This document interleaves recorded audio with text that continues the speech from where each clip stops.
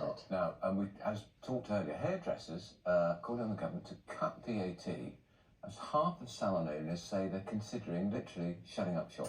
That's right. A survey from Salon Employers Association also found that nearly 1 in 5 hairdressers have admitted that they're close to having a mental and emotional breakdown. Well, let's talk to the co-founder of the Salon Employers Association, Toby Dicker. Toby, half of them I think may have a mental breakdown. Is it really that bad?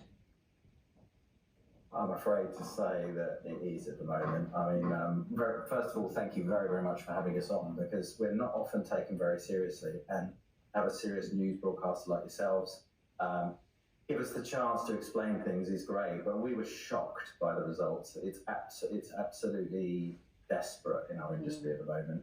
We've been trying to make this point for several years to the Department for Business, Her Majesty's Treasury, and other ministers that we have these challenges. And you know, it's a really, really bad out there, and most people don't want to admit it. We're a proud industry. We don't want to admit that things are bad, but everybody I talk to is talking about laying off MVQ apprentices, so on, and it's a scary sign.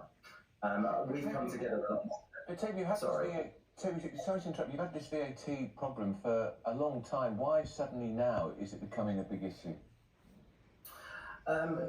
Very good point. What's happened in our industry, and what can't happen in other industries, is that all of the taxes that go to that come onto a different business add up in a fair way, but when they are applied to hairdressing, which is a service-based business, we actually end up paying 35 to 40p in the pound for every pound that comes in the door. Wow. And what that's led to is a massive change to self-employment, and 70% of our sector now have moved to self-employment, but they no longer train people, bring MVQ students in.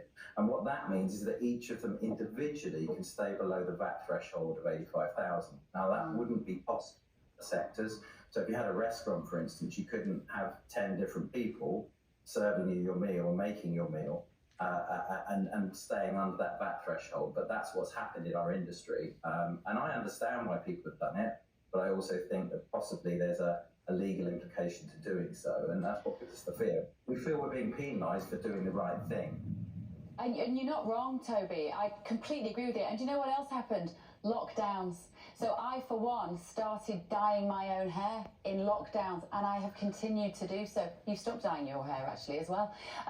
You know, we developed new habits, didn't we, in lockdown, unfortunately. And also, just correct me if I'm wrong, but there seem to be more barbers on high streets now, but less of your traditional hairdressers. What's going on there?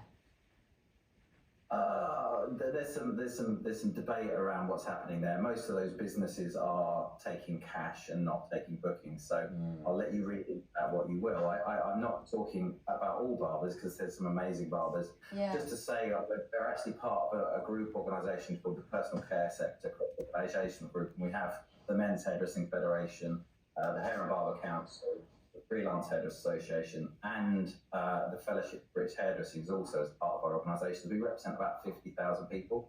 We're looking at people that do the right thing and fighting on that. I don't want to besmirch or have a go at any part of the sector. I just want to show that if you're doing the right thing, you're paying roughly 125% more tax. Business is not doing it. Yeah. Are you getting any cut through with government? Rishi Sunak, of course, has got a very fine head of hair. Keir Starmer's got a pretty good head of hair too. I mean, are they listening, ministers, or not? Look, ministers are listening and they understand certain things, but I don't think they're in this every day with us. You know, we've spoken to the business minister, we've spoken to the apprenticeship and skills minister, and if they had a bit more time, then they could probably understand the argument better. And I think off the record, they understand a lot of the problems we have, but politically it's quite difficult to make manoeuvres. But also, I was going to say, Toby, the other thing is as well, you need those MPs to believe in the service that hairdressers offer that goes beyond just making your hair look nice. It's about, especially for the elderly, and we have this thematically, this comes up time and time again, the lady that wants to go in and have a cup of coffee and have a chat and sit and have that human contact. And we need MPs to realise that what you offer actually is more than just a short back and sides. Yeah, I absolutely agree. I think on top of that, hairdressers are really the backbone of the high street. They're the thing that brings people into the high street every day, and yet we pay more tax than anyone else on the high street. It doesn't make any sense. And I've asked many times for proper studies to be done and look at different business models, and that hasn't been forthcoming.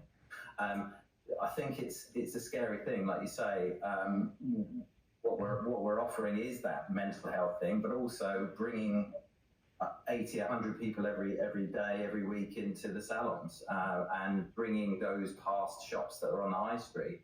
And crisis in our high street as it is, we know that hospitality are asking for this. The reason we didn't get a cut last time, we believe, is because we were badly represented, and I think it's time now to have a serious discussion with politicians. And I'd love to have a one if you can Who help. cuts your hair, Toby? Well, we will back you, Toby. I want to know who cuts his hair. He's got a great head of hair. Himself. Who does your hair? That's very kind. I'm very kind. I've just been styled, as regards by one of my great team, Sean Dawes, did my hair. But I have a selection of great hairdressers, and they all have a go at it from time. All right, that's Toby Dicker, who's the co-founder of the Salon Employees Association. He's right, actually. They are a magnet to the high street. Everything. You go and get your hair done, but then you might go into the other shop and get a cup of coffee, and then you buy a loaf of bread. That's if you can park your car, of course, which takes on to that. And you might pop into the charity shop and get something there. We lose them at our peril, don't we? Right, still to come.